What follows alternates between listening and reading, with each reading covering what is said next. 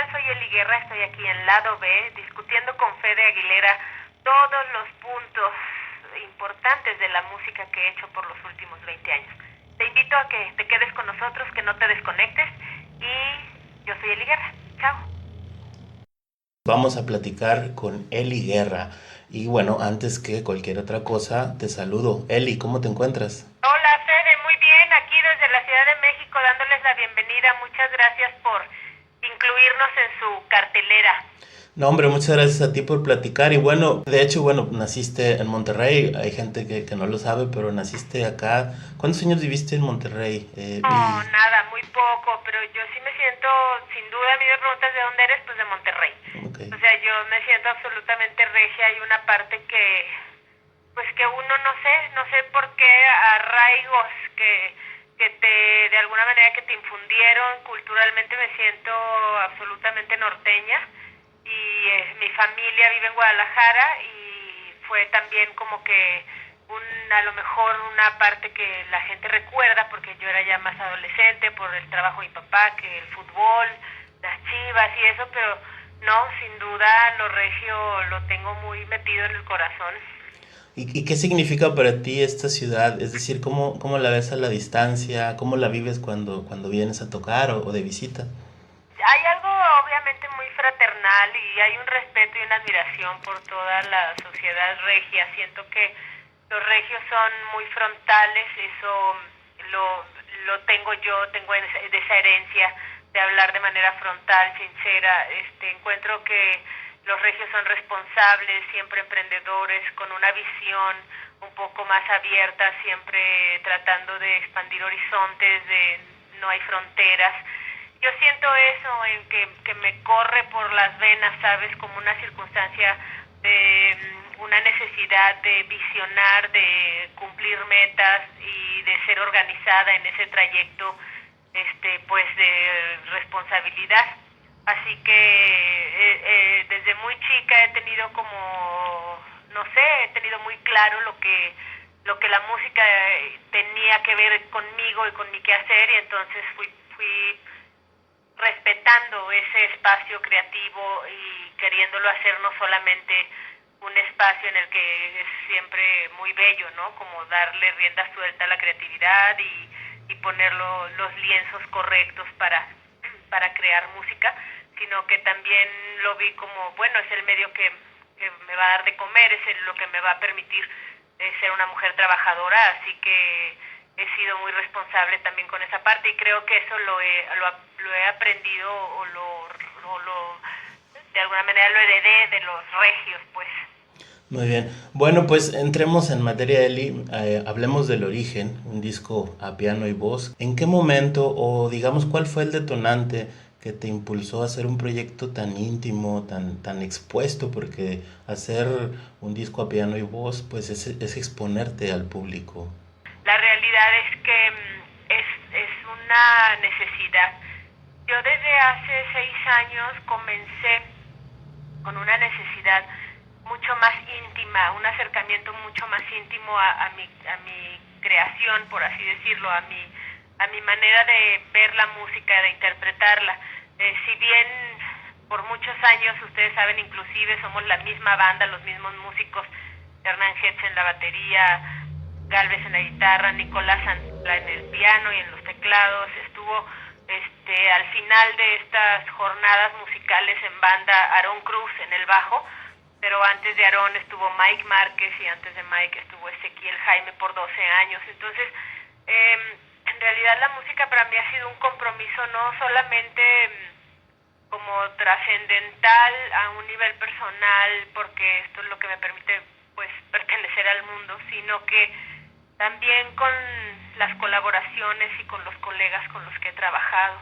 Hubo un punto hace 6 años en el que yo comencé a sentir que tenía que expresar, que mi música también tenía como valores intrínsecos que a veces no se daban a notar. En los conciertos eléctricos hay un ambiente siempre y hay una energía increíble que goza como de este magnetismo, porque hay guitarras, hay baterías, porque hay una producción, que tú te metiste a un estudio y trabajaste arduamente con músicos, con productores, con ingenieros, y todo ese sonido que edificas te representa, ¿no?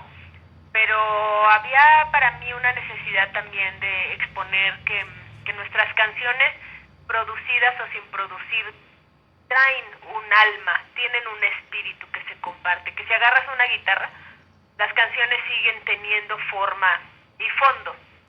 Así que el origen empieza a tener como esta necesidad de explicar 20 años, más allá de un pretexto por celebrarlos, era una necesidad por explicar qué música ha escrito en los últimos 20 años, ¿no?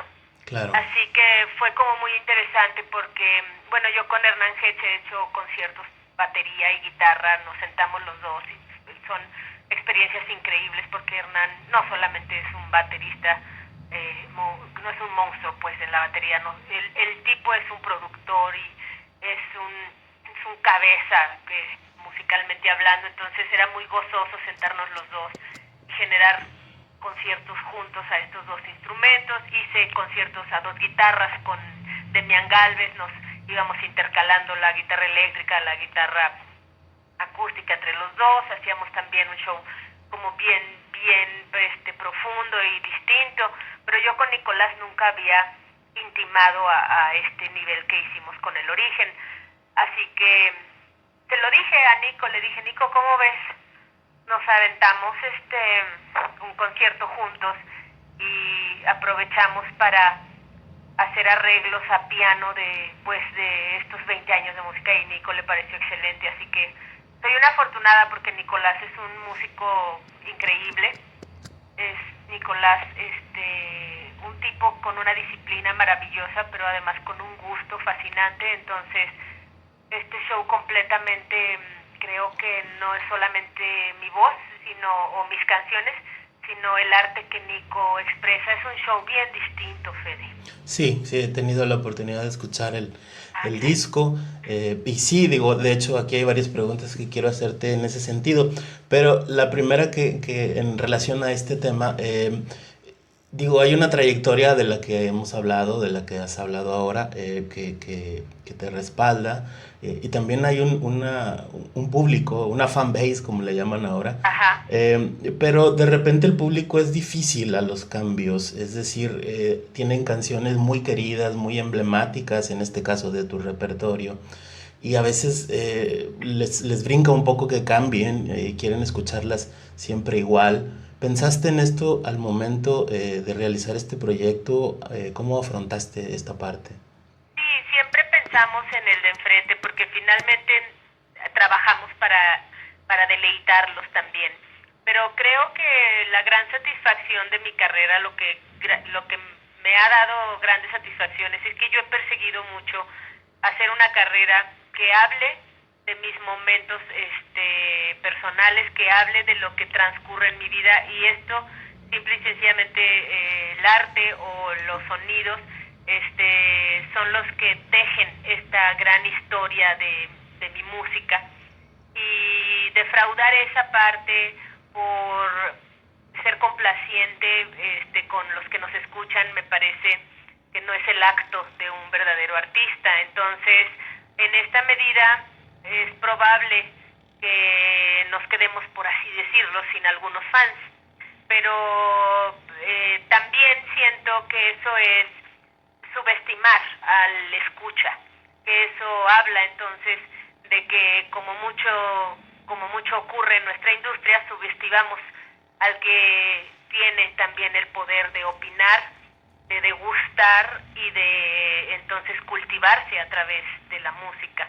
Así que no soy una compositora o una cantante o una, cantautora complaciente de los otros, pero sí soy una gran guerrera conmigo misma, porque también afrontar estos desafíos en los que es muy probable que lo mundano, es decir, la fama, el dinero, todas esas cosas que también importan, pues baje de nivel, ¿no? Claro. En el sentido de que a lo mejor tengamos menos conciertos, a lo mejor ganemos menos lana, a lo mejor tengamos menos fama y todas esas cosas que conlleva salirte de lo ordinario y comercial, así que son los grandes retos que por lo mismo decidí hace 10 años ser un músico independiente, y afrontarlo es simplemente sentirme bien conmigo misma, porque es lo que me ha hecho crecer, es lo que me construye y es lo que me permite,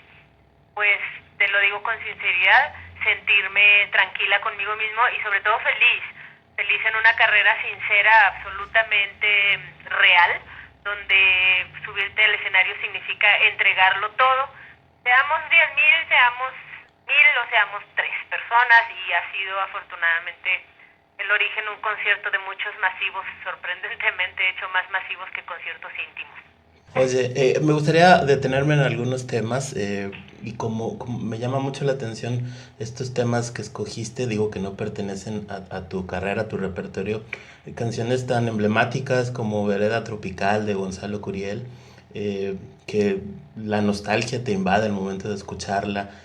¿Por qué elegiste este tema o solamente una vez? Pero me gustaría más que me hablaras de Vereda Tropical. Claro, mira, en realidad tú al principio, y nos remontamos también efectivamente celebramos 20 años de música. Entonces, al decir celebremos 20 años, Nico y yo sentándonos en el piano a hacer arreglos, ¿qué significan estos 20 años? Bueno, pues ha significado que yo he hecho más de 50 colaboraciones con 50 artistas distintos, tanto mexicanos como extranjeros. Y entre todas estas colaboraciones han destacado momentos que son álgidos en la carrera. No podía yo dejar fuera El Duelo, por ejemplo, sí, claro. con Beto Cuevas y La Ley. No podía yo dejar fuera el proyecto sinfónico que hice con Alondra de la Parra, la Tarea Lafourcade y con Denise Loblondo. Sí. Bueno, Denise Gutiérrez, ¿no? Sí. Entonces, en realidad, estas canciones, mencionemos solamente una vez, pero con mayor énfasis, Vereda Tropical, nacen justamente de los conciertos sinfónicos, canciones que han marcado también mi mundo como cantante, como intérprete. Yo particularmente he sido una cantautora, he cantado simplemente las canciones que yo he escrito, a excepción de Júrame, que me parece que ya es como un obligado en cada uno de mis conciertos, y esto siento como que María Grieber me pasara una estafeta casi. Uh-huh. Pero fue muy importante para mí toda la educación que me brindó el haber construido este disco, estos conciertos con Alondra y con La Chaparrita y con De, que son mujeres increíbles, talentosas, que me brindaron la oportunidad de crecer aún más como cantante.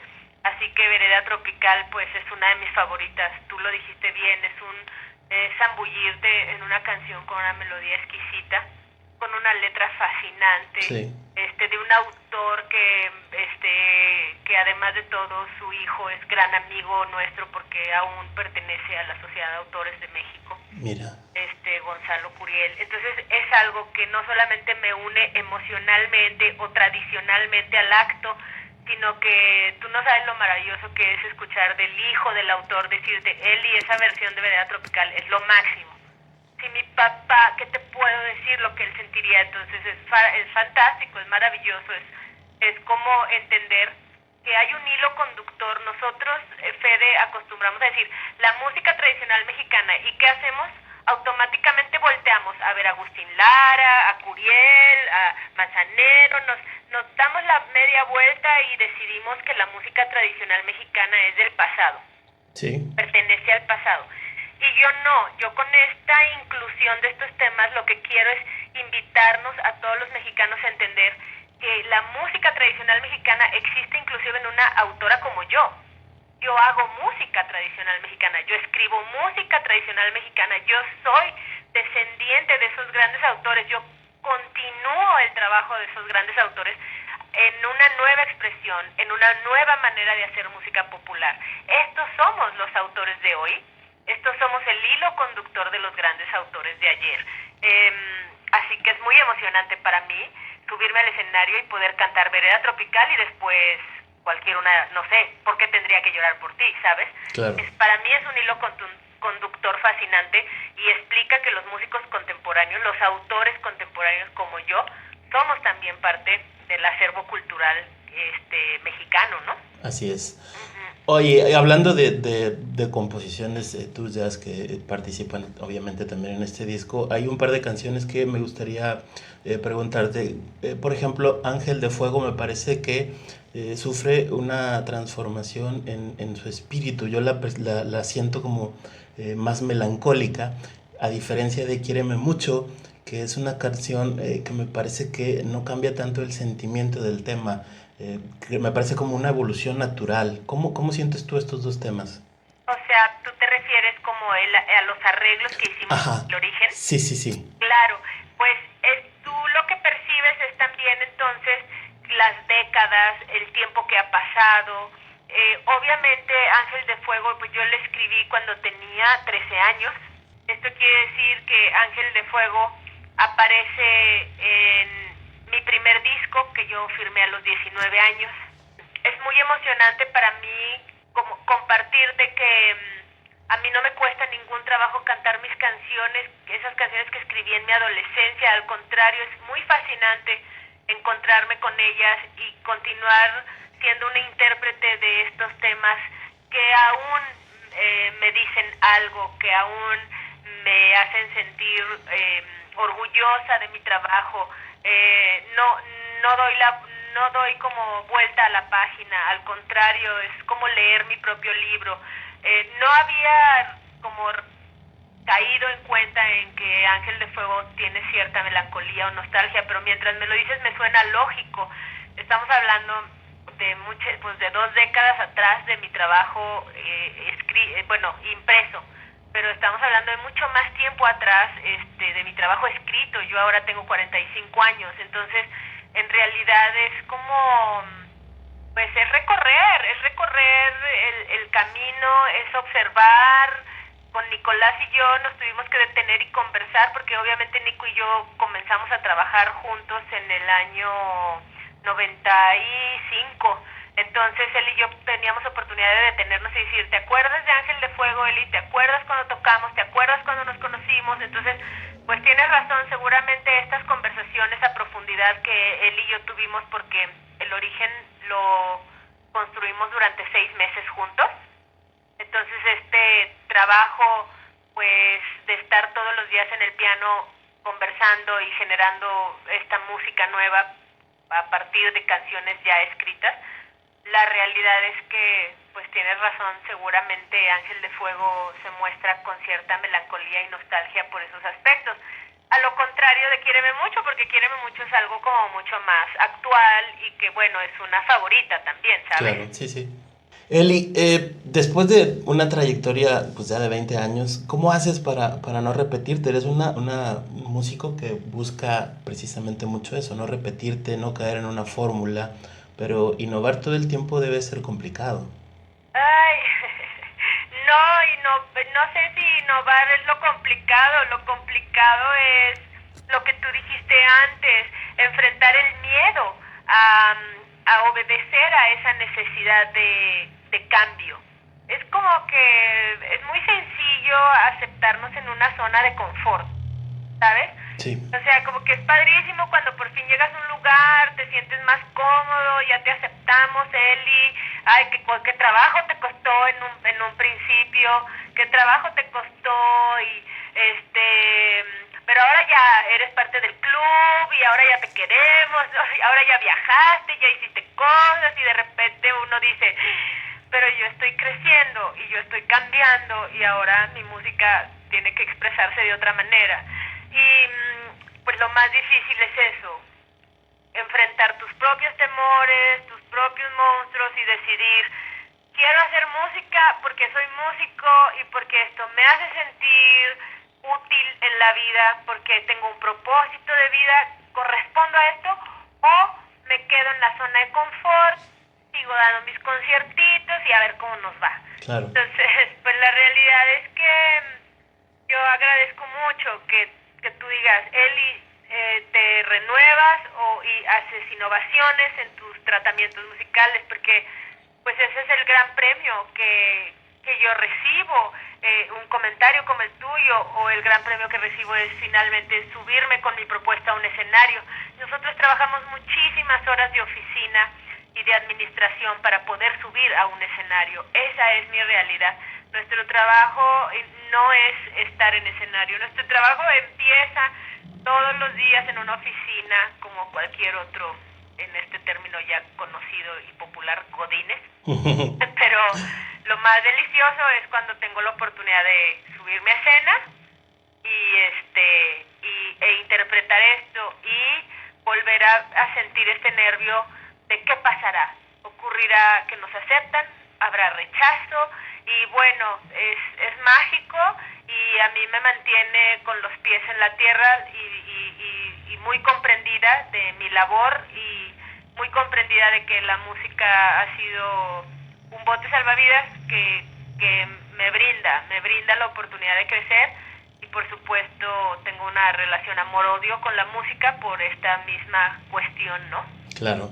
Hablaste de realidades, Eli, y no me gustaría dejar esta charla sin preguntarte acerca de toda esta realidad tan convulsa que atraviesa nuestro país, como músico, como ciudadano. ¿Qué fibras toca en tu persona todo lo que está sucediendo y si afecta tu trabajo musical? Claro, lo afecta, lo impregna, lo permea, me da la oportunidad de seguir siendo creativa, y me da también la oportunidad de darme cuenta que nuestra música tiene un vínculo muy fuerte y al mismo tiempo muy delicado con esta expresión en la que, si bien yo no actúo de manera política, o políticamente incorrecta o políticamente correcta, o como lo queramos ver, mi speech nunca ha sido como el de un político, pero sin duda ha sido como el de una mujer que crece, se desarrolla, trabaja y vive en su país, que es México. Yo todo lo que hago, lo hago como la mexicana que soy. Lo que digo, lo que expreso, lo que soy, proviene de mi país. Así que esto me marca y me hace hablar a mi manera, y como en la estética que yo he siempre elegido de alguna manera inconsciente, o consciente también, a través de mi arte. Así que la realidad que atraviesa nuestro país pues me disgusta y la repruebo. Sin embargo, también acepto que la actitud de los mexicanos, como somos, como crecemos, como hemos de alguna manera aceptado pues a los gobiernos que tenemos, porque no nos gusta el compromiso. Entonces, de alguna manera también puedo ver en una esquina de la ventana la dosis de responsabilidad que conlleva nuestro poco compromiso. Así que confío y tengo fe en que nosotros mismos saldremos avanti, porque por fin estamos despertando, por fin estamos comprendiendo que no se comienza a partir del otro, sino se comienza a partir de nosotros mismos.